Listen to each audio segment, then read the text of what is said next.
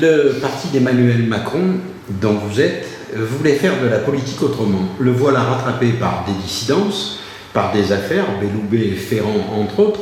En fait, les marcheurs se retrouvent confrontés aux mêmes mots et aux mêmes dilemmes que leurs concurrents.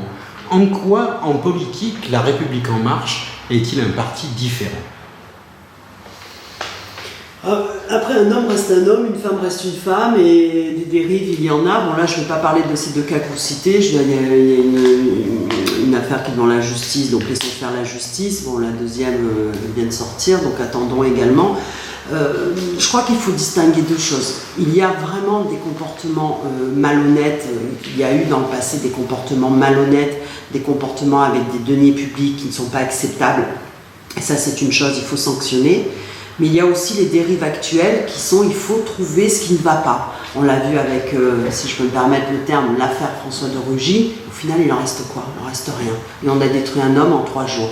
Donc, on peut faire des erreurs de déclaration, des oublis. C'est moins acceptable quand c'est un politique, et ça, c'est... Enfin, je suis tout à fait d'accord avec ça. On doit être irréprochable. Donc, il faut qu'on le soit.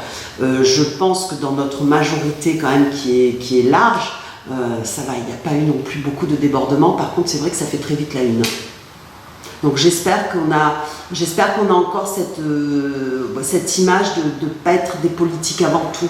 Je vous rappelle quand même que dans les députés, on est, je pense, au moins 90% à avoir travaillé ailleurs que dans la politique, à avoir eu des carrières, et pour la plupart, certains pensent retourner vers leur carrière, vers leur profession. Donc c'est ça aussi la différence. Alors que chez les anciens, à part faire de la politique,